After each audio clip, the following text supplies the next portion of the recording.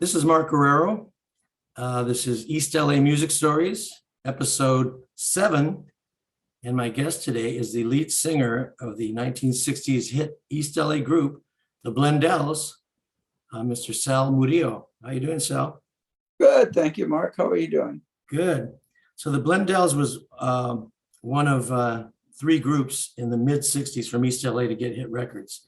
The premieres were first with Farmer John, and then your band, the Blendells, and the Cannibal Headhunters.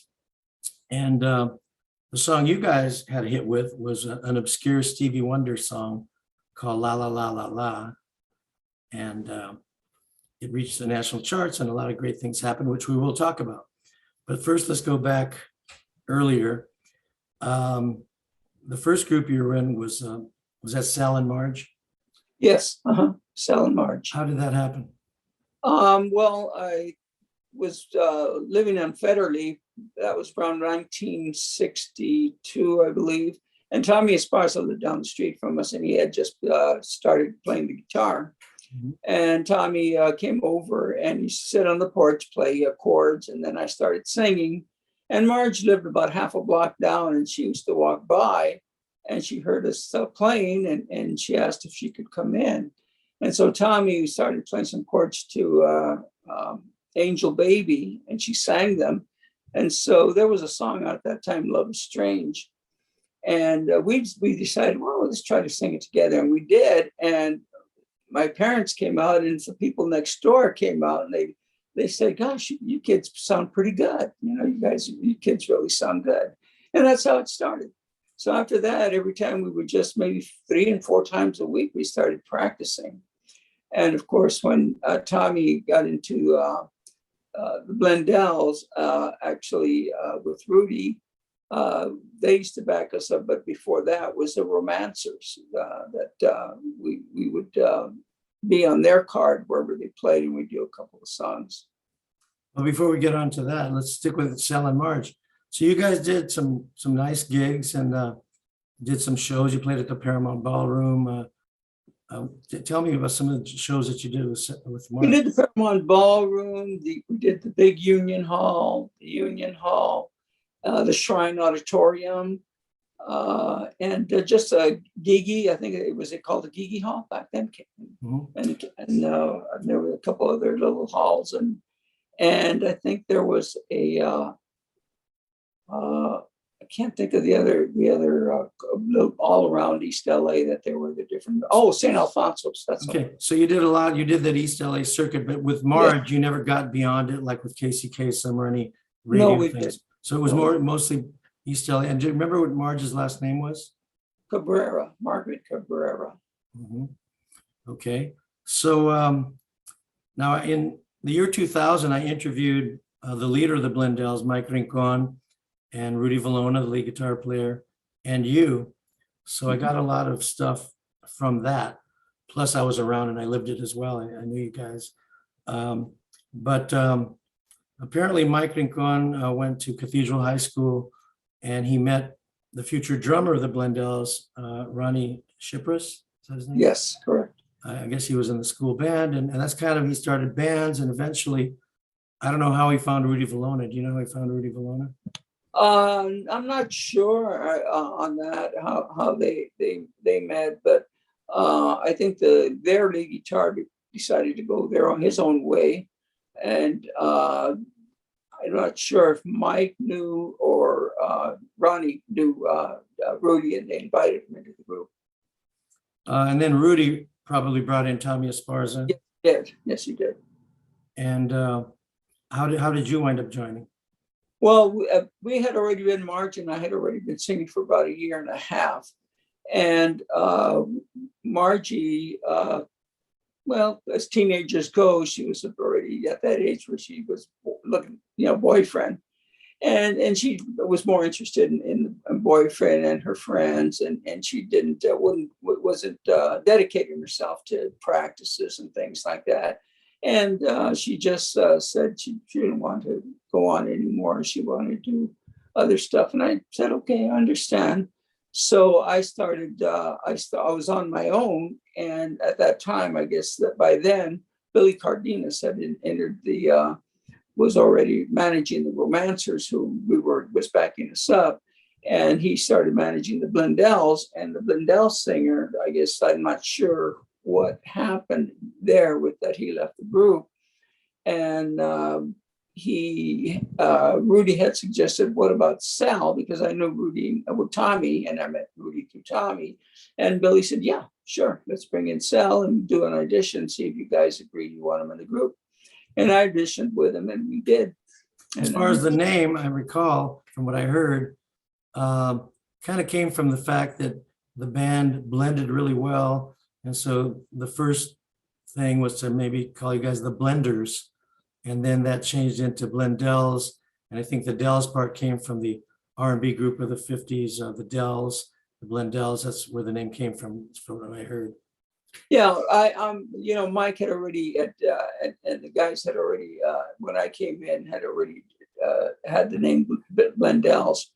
And so I wasn't instrumental in choosing the name, but that's where I heard it also, that Mike and some of the other guys, I think it was Ronnie and Rudy, that they came up with the name. We forgot another member, according to what I learned. Rudy brought in Don Cardenas.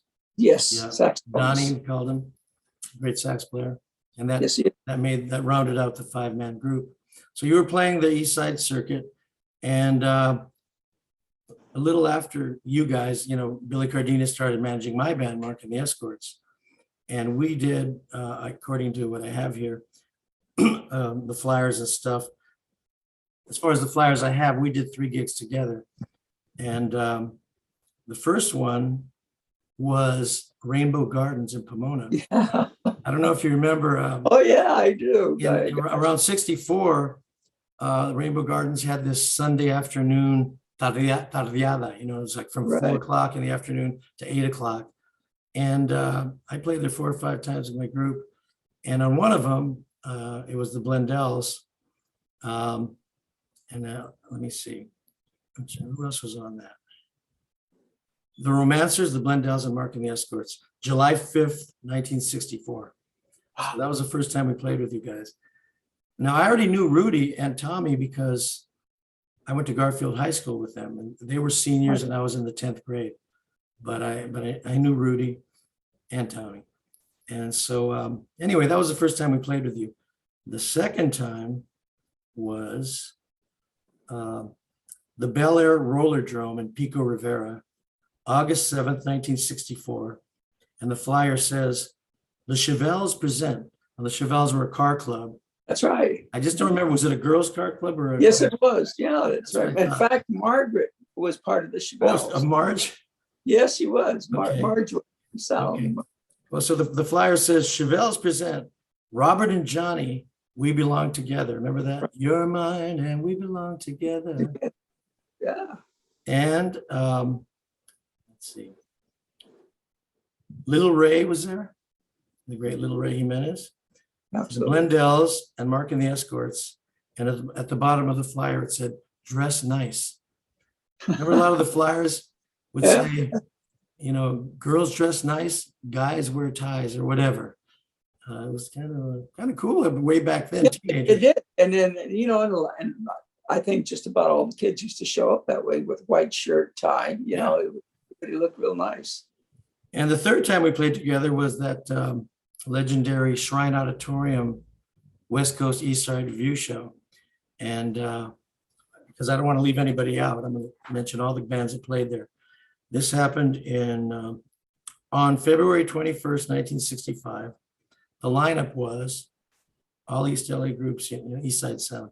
The Atlantics, the Blendels, the Blue Satins, Cannibal and the Headhunters, Ronnie and the Casuals, Mark and the Escorts, the Heartbreakers, the Jaguars with the Solace Brothers, Little Ray, the Little Heartbreakers, who were the younger brothers of the Heartbreakers, the Heartbreakers, the Medallions, the Midnighters, the Pageants. They were another Billy Cardenas group. The Premiers, another Billy Cardenas group. Four Queens, that was an all-girl band, drums, 2 guitars, and bass. Billy also was managing them for a while. The Romancers, that was Billy's first band. The Sisters, oh yeah, again Billy. the Slauson brothers, that was George and John Ochoa. And the host of the event was Dave Hull of KRLA radio. Dave. And he called himself the Hullabalooer. Remember him? Yeah, yeah. So that, and then a couple of years later, Eddie Davis, who owned several independent record labels, who put out a lot of the East Side groups, including you guys on Rampart Records. He put out a compilation album called West Coast East Side Review, I believe. And it had like records by all these groups on there, including, I think it had Dance With Me by the Blendels and Get Your Baby by my group, Mark and the Escorts, and Premiers were on there. And that album, still around, you can find it if you're lucky on eBay. And then a couple of years after that, they released a double album where they included groups from the late 60s. So that was quite a thing. So Eddie Davis owned the labels. Billy Cardenas managed a lot of the groups. And so a huge thing was going on, in East L.A. It was amazing, because so many of those young guys and from different groups, so much talent there. And nobody really had, it was, a boundary, I would say that all the groups were within that boundary. And once the different groups started making records, just that I call it the East L.A. sound, kind of just started to go out, and everybody had their own style, and of playing. And I think Rudy picked up a lot of style from Max Ubias of the Romancers, and Max he brought out that sound out of Rudy, and where Rudy started getting that real twangy sound. Well, don't forget Andy Tesso. Andy Tesso was a lead guitar player. Yeah, absolutely. Andy for the Tesso Romancers. was a great lead guitar player at the time. So we looked up to them. They were older than us, and they kind of, but we, at that time, what we did is we decided that we were going to practice as many times as possible during the week and during summer, when summer was, everybody was out of school. And we did, and we must have spent that, I think, all of 1963, maybe part of 64, and we were just playing at somebody's house almost every single day till the group got really tight. So getting back to the Romancers, I believe they were the first East LA band. Well, first of all, they were Billy Cardenas's first band. Yeah. And I believe they recorded first, with Bob Keane, they had their Slauson Shuffle album out. Now, I'm not sure if that was before you guys or not, but it was early. Yeah, he used to do a song called You Better. Yeah, that was a solo thing they called him Maximilian. Okay. And he used to do that all the time. Then I think he had written a song called Linda for his, I don't know if that was his wife or girlfriend. And he used to do that song. And I don't know if they ever recorded, but I remember mentioning that they wanted to, both of those songs. But there was getting back to Andy Tesso, there was a certain style that was prevalent with a lot of lead guitar players. And a lot of us were imitating Andy Tesso. I was imitating Andy Tesso and Rudy Valona.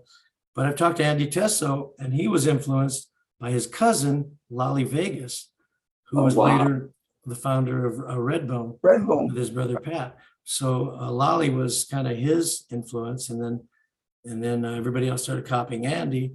And Lawrence Perez of the Premiers, we all had a similar sound, Telecaster sound, a certain style of playing. It was very cool. Yeah. Pat and Lolly Vegas, weren't they part of Eddie Davis, the Mixtures group? No, they weren't. No, they weren't. Okay. No. And they came from Fresno, and they went to Hollywood. And first, they called themselves Pat and Lolly Vegas, and they recorded an album live at the Haunted House, and eventually they formed Redbone. They became studio musicians in the meantime. But anyway, so that was Andy's cousin. So my band, Mark and the Escorts, we really looked up to you guys. You guys are a couple of years older. We loved your sound. You guys were so freaking tight and funky. you know, Tommy with that chunk of rhythm Yeah. guitar, and Rudy with his nasty Telecaster, cool, funky leads. I don't know if you ever heard of a guy called Johnny Guitar Watson. Absolutely. He played a lot on the East Side Sound. Yeah, yeah. African American. Well, guy. Tommy saw something that he liked that he did, and Tommy picked up on it, and I Oh, think that we added that to the group, and it was when he was the strum, that chunk, yeah. and Johnny Guitar Watson was one of these guys that would play rhythm and lead, and he was a great guy, and Tommy picked up, and it added a lot. It really did add a lot of sound to the group. Well, I have some memories of when we played at the Bel Air Rollerdrome, seeing you guys. I remember you guys did Hard Day's Night by the Beatles. The Beatles had come out already, and not a lot of East LA groups were doing Beatles stuff. There were other bands, but you guys did Hard Day's Night. But you also did an obscure Beatles song, which we learned it after you learned it. Was I got every reason on earth to be mad, 'cause I just lost the only girl I had. Remember that one? Oh yeah. I'll Cry Instead. It was called I'll Cry Right, Instead. And I believe it was on the Hard Day's Night album. But you guys played that. It was really obscure, and I was very impressed. And then we learned it, of course. That's my memory of you guys. And just, we loved you. You were one of our favorite bands. And Oh, thank you. Yeah, Yeah, we there was some great memories, and all the guys. I liked all the guys. I didn't think there was any friction at that time between any of us. I think the friction that happened was all caused just by business. on business. Yeah, Just business. we'll get back to that too. But I want to continue in this little early Yeah. East Side Sound thing. So Billy, started working with you guys and booking you guys, and then he took you in the studio, and the first thing you cut was La La La La La, right? Right. Yeah. And from what I remember, I think who brought the song in? It was either Don Cardenas or It was actually Ron Chippers. Ron Chippers. We were practicing at Mike Rincon's house, and Ronnie says, there's a song on the Stevie Wonder album. I think it was Fingertips, his first album. And it didn't really have any lyrics. In fact, if you hear the song, it doesn't sound anything like La La La La La. Really, absolutely nothing. If you hear, you just basically take the La La La La La, and he doesn't even. He just does La La La La La, and then he doesn't say anything, and then he plays his harmonica, and there are no verses in his. No verses, no nothing. So who wrote the verses for you guys? I did. Okay. And so Ronnie says, what do you think? Can you write some more? I said, yeah. And I just threw a bunch of words out there, just really crazy as they were playing, and we started playing it. We started playing La La La. We didn't do the drum thing, but Ronnie would start it with that boom. All right. Boom, But I was going to say that you guys played the song around town a bit, and Right. I think it was Eddie Davis said, "Hey, that sounds like a hit. You guys should record it." Yes, he did. We were playing. I believe, if I'm not mistaken, at that time it was in Placentia that there was a place that we were The Rhythm playing. Room. Rhythm Room. There you go. At the Rhythm Room, and he heard it. He had heard it elsewhere, but he came out to the Rhythm Room and he listened to it again, and the crowd responded to it, and they asked us to play, like, keep playing it. They wanted encore, and so we did. And afterwards, Billy came up with Eddie and said, "Hey, what do you think, kids, you guys? You think?" We go, "Yeah, of course." Eddie Davis was really good at picking hits. Sure was. What I understand, he heard Cannibal singing the na na na na na with the Land of a Thousand Dances, and he said, "We got to record that." And Billy, on the other hand, was really great with little gimmicks to put in the records. Right. Like with Farmer John, the oh, and the chaka chaka chaka choo, bobble bobble bobble boo, and all that stuff he came up with. And from what I understand, he came up with that little soliloquy he did at the beginning. Right. He says, we need something on that drum beat. I hear something we needed. He says, well, what do you think we could put there? And then I was just saying, well, what about like, we're going to do a song. He goes, that's it. Says, that's it. Say that. We're going to do a little song for you now. So I said, we're going to do a little song for you. He says, no, no, no, no. Say it like, with a little, like, we're going to do a little. I said, we're going to do a little song for you now that'll make you clap your hands, kick your feet. As a matter of fact, it'll tear you up. La, la, la, la, la. That was incredible. It was so cool, man. And too, that's sort of an Indian group. Yeah. Gonna do a little song for you now. There you Oh, go. it's just what a way to start a record, man. And Billy had something to do with it. And then when it came with the trumpet,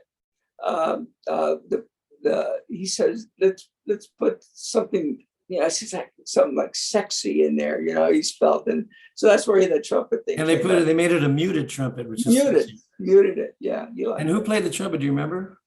It was, I don't remember anybody who's from one of the other groups that were in the Billy's management. Yeah. I was trying to think. Remember, because when you left the group, the second single, did you sing on "Dance with Me" or were you out of the No, band? no. Okay. I think Wasn't this guy called Ventura? Was it Pete Ventura or something like that? I know. I think it's Ventura, and I think I forgot what band he was in now, but he's the one I think that sang that. And I don't know if he played the trumpet, but if anybody knows who played the trumpet on that, put it on the YouTube comments. Yeah. But anyway, you guys recorded it at Stereo Masters in Hollywood, right? Yes. And again, did he put Live at the Rhythm Room on your record too? Because I know he did that to the premiere. Yes, he did it. He brought in Margaret Guerrero, who at that time was, she was kind of like I won't say vice president or president of the girl group. And she got a bunch of girls. There was probably 12 of them. And they were hollering and stuff. And he just brought them into the studio, into Stereo Masters, to make it sound live, just like he did with the premieres. Exactly. Yeah. And that was Billy's idea. But once again, for those who don't know, Eddie Davis owned a bunch of small record labels. He had Rampart, which you guys were on, Pharaoh, which the premieres were on, and Jaguars with the Solace Brothers. And then he had Linda Records, and the Romancers did a lot of stuff on that. Valhalla. There was a bunch of Gordo. He had a bunch of labels. So he was the record company guy. And Billy would find the groups and groom the groups and take them into the studio. So they were kind of a team. Right. Had a lot of hits. So the first one was Farmer John, and Billy wanted to make it sound live because of the success of Trini Lopez live at PJ's. That gave him the idea. Right. So rather than do it live somewhere, he just brought in a bunch of people. He did it with you guys. And with us, he didn't bring in a bunch of people. He just had us stand around a microphone, the whole band, after we recorded Get Your Baby, and just yell stuff to make it sound exciting and live. But he was into that. Let's make it sound live and exciting. Yeah, in fact, there was one other song that we had thought about recording that was that had already been recorded a couple times. It's called "Que Sera, Sera," but I was just a little. So anyway, but Eddie says, "No," says, "It's good, but let's stick this. I like this one. I like this one." So but we used to get a lot of demand to do that song over also. Can you play it? And they say, can you play that again? Can you play it again? So we did, So you recorded La La La. Do you remember what the flip side of La La La was? Huggies Bunnies. Huggies Bunnies, that's right. Yeah, Huggies Bunnies. Which was a Romancers tune credited to Andy Tesso as a writer. Right. Yeah, exactly. There's a little controversy on that, but it's on the record. Right. So the record came out and it started to do really well. And eventually it did so well, Eddie, looking for larger distribution, took it to Warner Brothers and Reprise to get more distribution, just like with the premieres, Warner Brothers Records took their hit and moved it further. So you guys were on Reprise. So now it reached number 62 on the national charts. So it didn't crack the top 40 nationally, but it was number one in Hawaii, number one in Phoenix, where you guys played in front of 11,000 people. Right. And it was, some say it was number one in L.A. as well. I have a chart from KRLA Radio. It's on my website, markguerrero.com. Wow. And you guys are number 3, behind only the Supremes, Where Did Our Love Go? And the Animals, House of the Rising Sun. And you guys were 3rd. And everybody else in the music world was below you guys. So I have that as proof that in Oh, LA, or at least. I've been looking for a long time on Billboard, the archives to see, because I know it reached #1 in LA, and I wanted to get Yeah. a copy of that Billboard. I have a book. And it's a book of all the Billboard charts since 1955. And I kept buying it because every few years they'd update it. And All right. according to that, it went 62 nationally. Oh, But you were like a lot higher in a lot of local markets. So Oh, now you yeah. had a hit record, and you played the East Side circuit. You started to do like what Casey Kasem shows, being on television. Talk about that. all right. We did the Hullabaloo, 9th Street West, I believe it was Hullabaloo called. was national. Yeah, we did Hullabaloo, 9th Street West. There was a couple other TV shows we did. I can't remember. They were local. There was one that was like at the beach. I can't remember what that Was that the one at Pacific Ocean Park? There you go, Pacific Ocean Park. There was a guy who was from KRLA. I can't remember. Yeah, I remember the show. Was it called Where the Action Is? That was one of the shows from that. Yeah.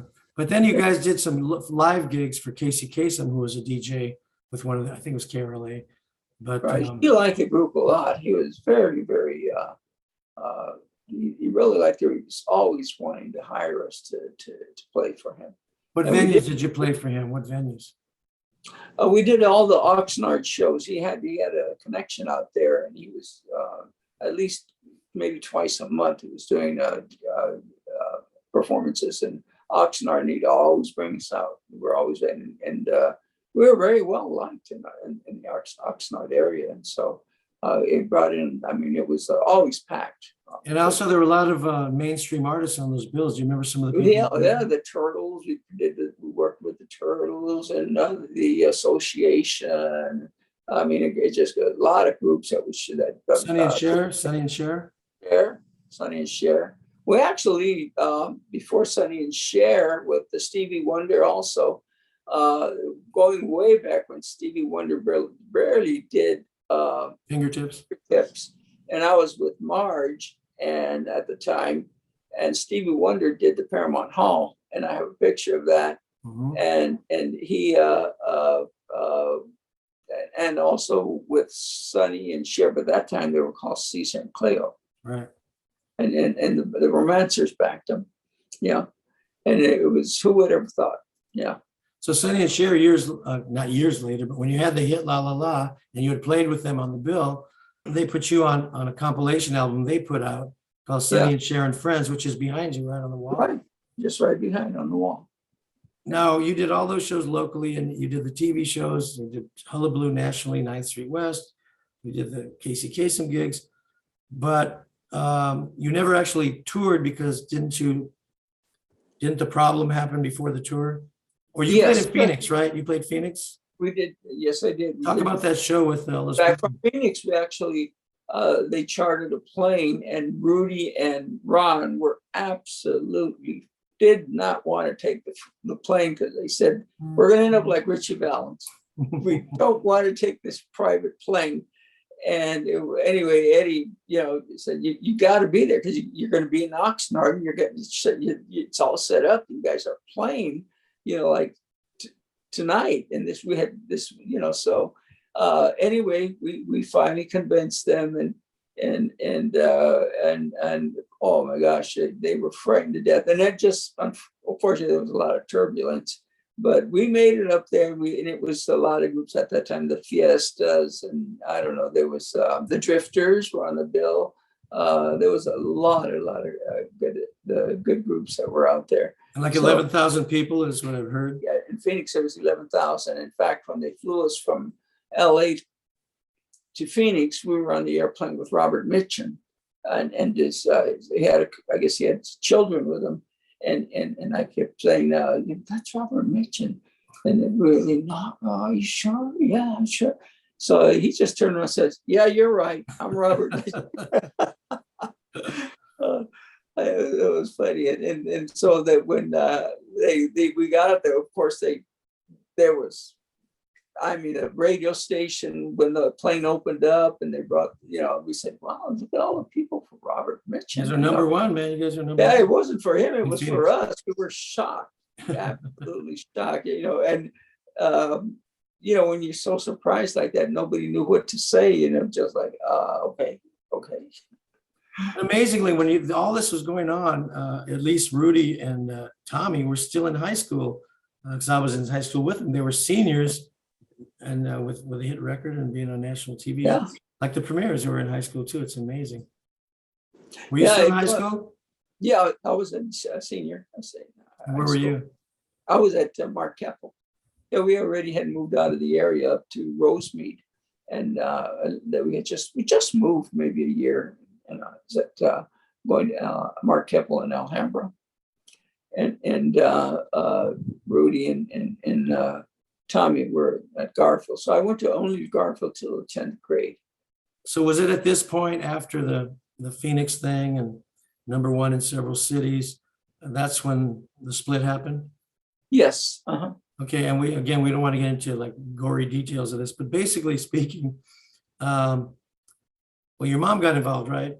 And Yeah. I think you and a couple of members might have thought that, hey, where's the money? You didn't think enough money was coming in for where you were at the time, even Yeah. even for the live gigs, right?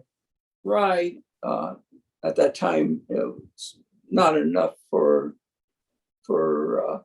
us to continue playing with, for me anyway, to play with the Blendels. So Eddie, we talked to Eddie and Billy, and no one ever really got to like a big argument or anything. And Eddie just said, well, maybe it's best that you just, Move on. move on. And which we did. I was reluctant to, but I was underage at the time, so I couldn't really say too much. And it was up to Billy and Eddie. It was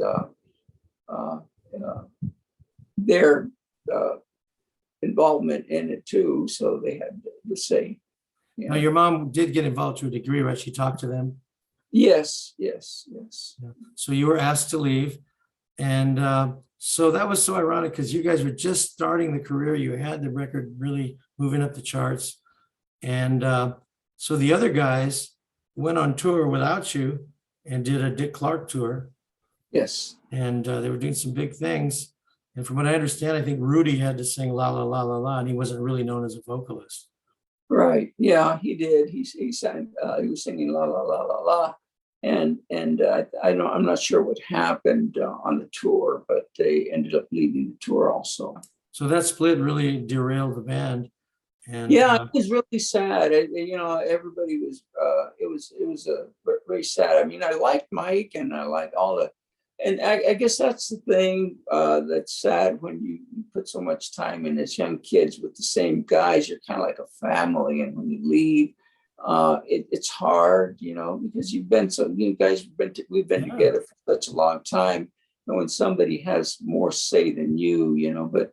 You just went along with the program, because you really couldn't say anything.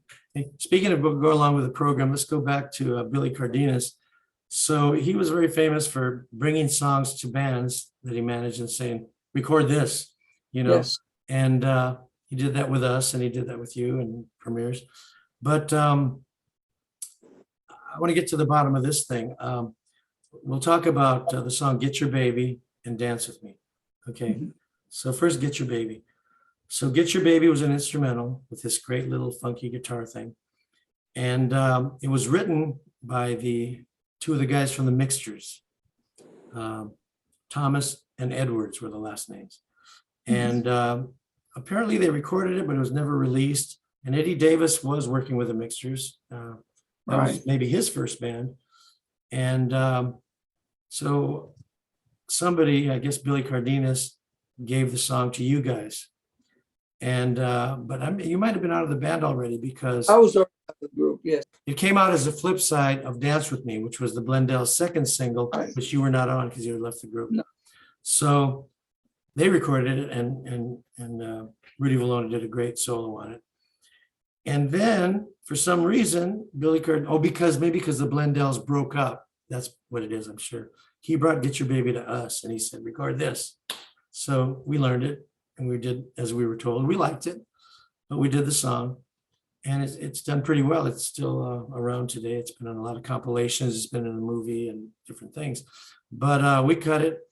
And then for our second single, he brought us Dance With Me for the same reason that the Blendels had broken up and it was a good song. Well, you guys do it now. So we did Dance With Me for our second single, which came out very nice and has been on a compilation as well. But once again, we just recorded what we were told to record. Yeah. And I wasn't quite writing yet. And then the Premiers recorded Get Your Baby a year later, maybe 6 months later. Billy probably told them to record it. And then Cannibal the Headhunters recorded it vocally. So Get Your Baby has 4 versions, actually 5 if you count the mixtures, which was never released. But that's the way it was back then. It's like, record this, okay. And same with Dance With Me. But Dance With Me, I must say, was originally written by a group called The Desires. Do you remember The Desires? They played it with us at Rainbow Gardens. I remember them. And I always thought it was Andy that wrote the song. oh, no. It was written by The Desires, and they put it out first. It was Dance With Me by the Fabulous Desires, it said on it. And I don't know how Billy or Eddie found the song to have the Blendels do it, and then Billy asked us to do it. So that's the history of Dance With Me. So those songs are all over the place. Yeah, in '91 when we did the, I think it was a reunion at the Greek Theater, I was asked to do the song "Dance With Me," and I guess it was Eddie had knew that we were going to be doing it and asked if we were going to play that song. And Mike says, "Do you have any problem singing?" I said, "No, I have no problem. It's fine. I'll sing the song." So we did. We didn't do. We did Dance With Me and La La La and Huggies Bunnies and that. I think that evening those 3 songs. Yeah, but I always thought I liked the song. I thought it was a good song. And I was very surprised that it didn't do more than what it did. What venue were you talking about on that one? In 1991, it was the Greek Theater. That's what I thought. L.A. Review. Yeah. I forget the guy's name. And they did a real big article on the LA Times on the Blendels. It was a magazine in there. And they did the front page. There was a picture of the Blendels. And then there was a big write-up on the Blendels. This was in, I believe, June or July of '91 on this entertainment section. And it was all a tribute to the Blendels. And it was a promoter out of Philadelphia. And that he just really liked La La La La La and had I guess written the article and gave it to the LA Times and they published it. Who else was on the bill that day? I know about that show, but I didn't go. Oh my gosh, Chris Montes, the Tierra, 96 Tears. Question Mark and the Mysterians. Yeah. Were the Premiers there? No. And we were the only, neither was Cannibal. I believe they weren't there either. I don't know why, what he was, it wasn't something that Billy or Eddie put together. It was this guy promoter out of Philadelphia. And Rosie from the Originals was there. And I think it was something crew band. Yeah. The Dan and the Clean Cut Crew or something like that. Yeah, but they were good. They were a good band. They were backup. Well, that was a big deal, man. Greek Theater was pretty cool. Yeah, there was 15,000 people there. Yeah. It was a good. It was a real good, and it was. I really, the group sounded like it was just as good as back in the day. It was amazing when we got back. We rehearsed 3 or 4 times, and it was such a good feeling to be with the guys. Was it all the original guys? Yes. That's fantastic. Well, except for Tommy, I'm sorry, it wasn't. I forget his name. He used to do an impression of Al Jolson. I can't think of his name. Oh, yeah, Gene Sesma. Jane Sesma played. They brought Tommy on stage, and Tommy was there, but Gene Sesma played played the rhythm guitar. Yeah. Oh, by the way, I'll bring up another little memory. One time I actually sat in and played with you guys, and it was probably 1964. And I was shocked because it was a gig, I believe, in Long Beach, somewhere out there, and it might have been a high school. I remember the stage, I remember the people out there dancing. And Rudy Valona apparently got sick or something, couldn't make the gig, and he called me to sub for him in the freaking Blendels, and I was barely turning 15. And so it was an honor, but I was nervous about it. And the only memory I have of that night is just doing La La La La La. I knew the solo, but I don't remember anything else about the other songs. How in the hell? I don't remember rehearsing with you guys.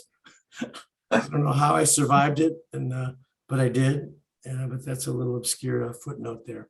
It's cool for me. Yeah, there were some great times. They're marvelous. Yeah. So after you left the Blendels, you continued, and I think Casey Kasem and various people kept booking you sort of as a solo. Yes. And talk about that. Yeah, well, when I left the Blendels, it was just I wasn't sure how to go about getting an agent, and I called Casey Kasem, and Casey Kasem, I said, well, there's another group you want to come out and sing. La La La was still on the charts, by the way. And so, he said, this is, the Sal Murillo of the Blendels, La La La, and the kids accepted it, even though the band wasn't there. And after that, I said, well, I don't, I can't just keep going to Casey because he's he's not a manager. And so my mom used to be a record presser for Cadet Records, Modern Records. And this is going back before I even started music. I must have been about 13 years old. My mom was pressing records, and we lived in the Ramona Garden projects. And she would go to Modern Records, and she was asked to work overtime one Saturday. And I went with her because the kids were farmed out for babysitting, and she said, okay, you're going to go with me, and so is your brother, and you guys go there, you better behave yourself, and so we did, and I'd watch her, she'd press the records. And so I wanted to get some water, and I said, where should you go? Well, you have to go around the corner. And so when I went around the corner, I didn't know at that time, I knew who they were, but I saw Ike and Tina Turner. They had their first hit, I Just a Fool, I'm So in Love. And B.B. King was there, and ended up back asking B.B. King where the restroom was. I was about 13 years old. And there was a guy named Bill Lazarus, who was an engineer, producer for Cadet Records. So I remembered that, and I thought, my mom said, well, go back. And my mom's, everybody called my mom Nettie. Her name was Natalia, so they called her Nettie. And so I went back, and I asked for Bill Lazarus, and I said, my name is Sal Murillo. And he says, I don't know if you remember my mom. She used to work here. Nettie goes, no, oh yeah, Nettie. I remember Nettie. That was a nice lady. So I told him, and I told him about the song, and he gave me a card from Ellis Gold. So I called Ellis, and Ellis said, well, he says, I can get you in at the whiskey this coming weekend. Can you do it? And I said, sure. So I went to the whiskey, and that was actually an audition, and Johnny Rivers was playing there at the Whiskey Go-Go that night. His band backed me up on La La La La La. And after the good response from the crowd, and when I got off, he says, I think we could do something. And that's how it all started with Ellis Gold. I remember Ellis Gold. I still have his card. I did meet him. His company is called Ego Productions, because Ellis Gold organization, I guess. Right. Ego Productions. Yeah. So there's a little more stories about Ellis Gold. But so then he started managing you. Right. And that led to the Vaqueros, right? Right. And so then, of course, Rudy and Tommy had left the group, and he says, by chance, I said, two other Blendels have left the group. He says, you're kidding. I said, no. He says, who are they? I said, well, it's the lead guitar and the rhythm. He says, that's the major part of the band. He goes, says, he says, can you get them? I said, yeah. So he said, we can't be called the Blendels. He says, no, that's not a problem. He says, but you are the major part of the Blendels, the rhythm section. He says, so why don't you, he says, what about bass? So I think Rudy Vasquez was a bass player. Well, they used to live just. It wasn't Rudy Vasquez. I forgot his first name. Richie Richie. Vasquez. I'm sorry, Richie Vasquez, and Richie Vasquez was a bass player. I forgot the name of the group he played for, and then Andy Orozco came the drummer, and I think either Tommy or Richie knew Andy and brought him in, and that was the beginning of Vaqueros. Where'd the name come from? Well, Alice wanted a representation that we were Latin, Mexican American. And he says, we were kicking around different names. And he says, what I like Vaqueros. And we said, not really, but he said, no, let's try this Vaqueros. So at that time I had written, he says, don't you guys got any music? And we were doing a song, and the song, instead of Vaquero beat, it was called "You Gotta Dance to the Rhythm of the L.A. Beat." Now everybody then, so on and so forth. So anyway, he said, let's change it to Vaquero beat. And I didn't want to, he said, but of course I wasn't the one putting the funds up for the recording. So I said, well, okay. So we changed the name, and a guy named Foley, I think he was Kim Foley, and he came in and he did some arranging and changing, and he liked the song a lot. He said that's good, and he we didn't do it that up tempo so fast. He said, no, pick it up. We got pick it up. He said that I love it at that speed, But that was an Englishman, and they it did real well in England, from what I understand, did very well. In fact, they still play it up there, from what I've seen and heard, and a few years ago, and it was doing good in Texas and New Mexico. Alice, and the flip side was also Tenderly, which was I had just written, and they liked both sides, and we used to get requests to do both sides, and we were doing good. And then of course everybody got their draft notices. But you guys did make a second single before you started talking about the draft, right? You made one called "Hey Girl." Yes, another one, and that never got released. Now was that famous song, "Hey Girl"? Da, da, da, da? No, it's a different song. It was a fast one. It's like, "Hey girl, te quiero a ti. Hey girl, antes que te vi, I was alone." Anyway, it was more of a bilingual, right? Yeah, bilingual. It was and it was in a type of a Santana type of music, and a Latino beat, and then it was acoustical guitar playing, and just never got released. You know why it never got released? Yeah, well, I at that time I was ready to go into the military, and I had put up the funds for it, so I got the master, and so back I was put together and the money, scraped the money, and did the studio, and we never were never able to. Although Eddie did say he would do it, but by that time, it was too late. I was on my way out.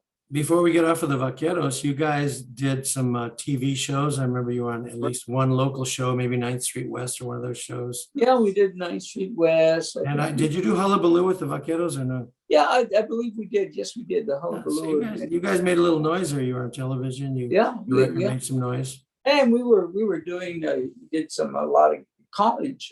We did UCLA and USC, and we're doing a lot of those area, those places, and playing again with nice groups, Turtles, and different groups. Yeah. Now let's talk about your outfits.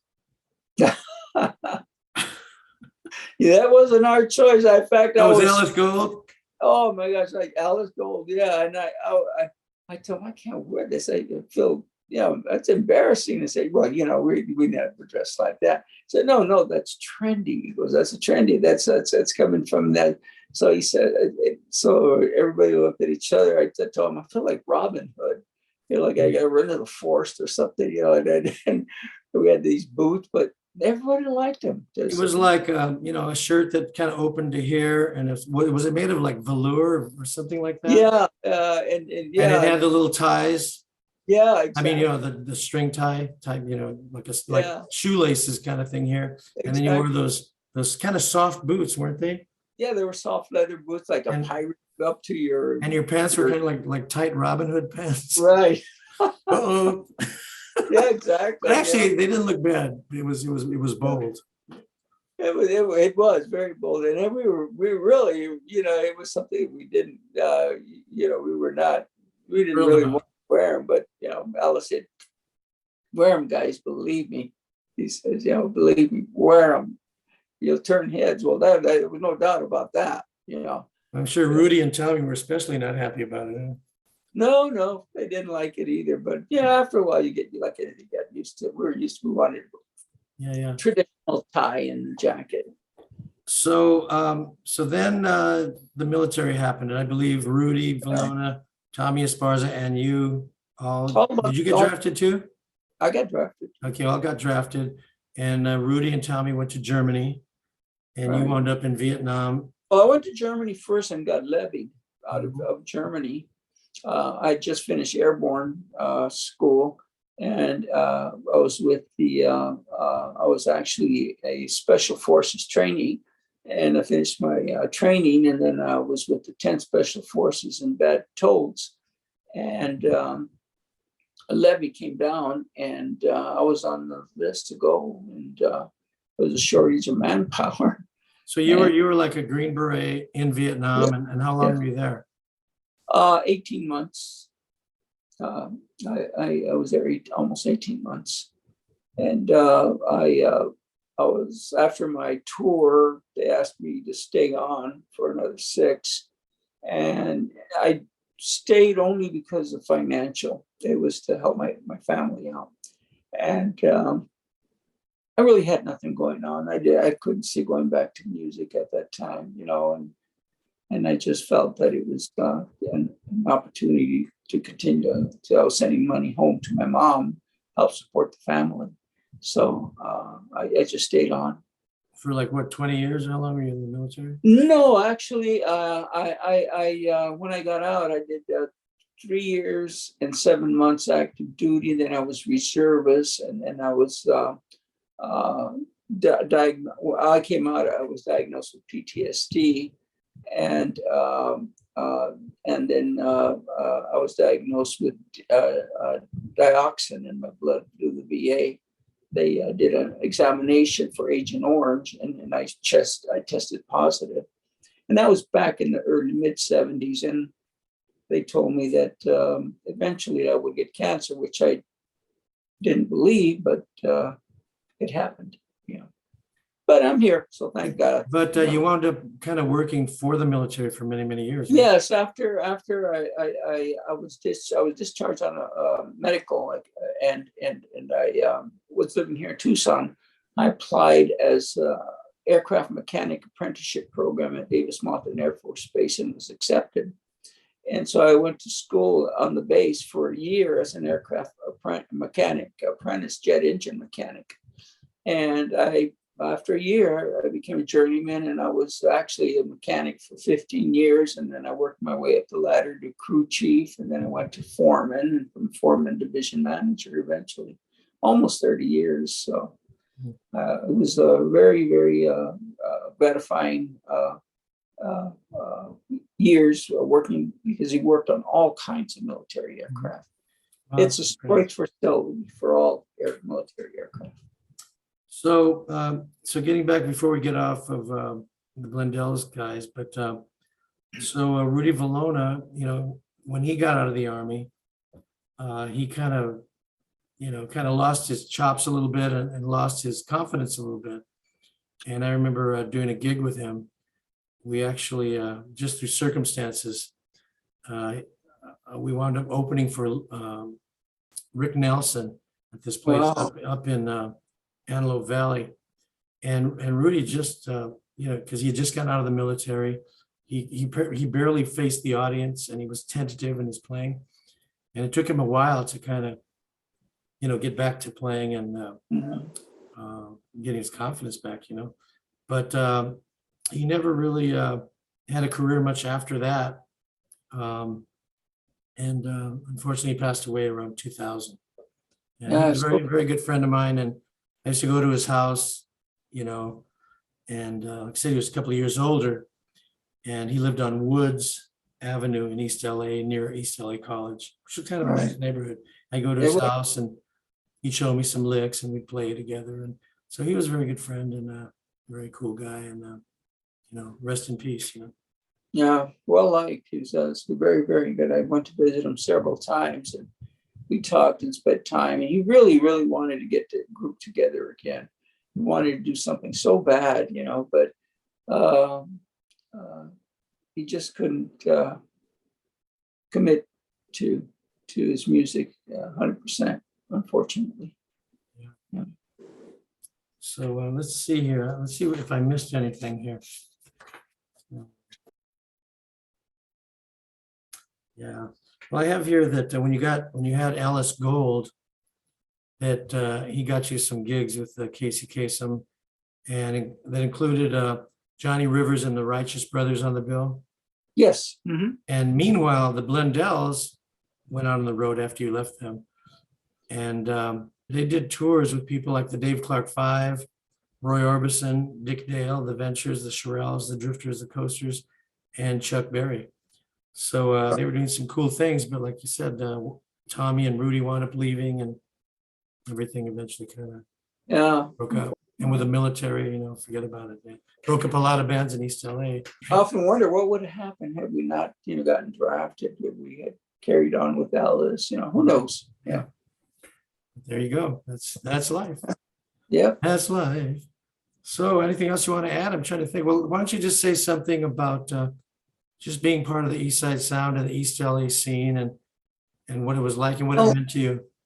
I think, Mark, I really believe, and I'm saying this really sincere about it, that I was very, very blessed, and so were all the Blendels, because we never did it with the intention of becoming, having a big hit record. We did it because we liked music, and we did it because we wanted to be good at it. And we did. We succeeded at that. And we were very blessed to come along and have the opportunity to record a record and do what it did, and the experience that it gave us all was just phenomenal. It was great. It was a great moment. And then from coming out of the type of, coming out of the projects, Ramona Garden projects, and whoever would have thought, I went to elementary school with Cannibal, and I used to play in the park, baseball, and Frankie. Nobody called him Cannibal back then. He was just Frankie, and later on we all, have a hit record. Cannibal and the Headhunters all lived in the Ramona Gardens projects. Yeah. And I didn't know the other guys, but I knew Cannibal, and who would ever guess that would have happened. And it's a good feeling to look back and know that you were part of something good, that you were able to accomplish something good. And of course, you and your dad, I've always respected your father. He's a great man. And you also, what you've done for the East L.A. sound, I think that's great. That's a great thing, and I give you a lot of credit for that, because people would never have known about the East L.A. sound without a contributing factor like you have done.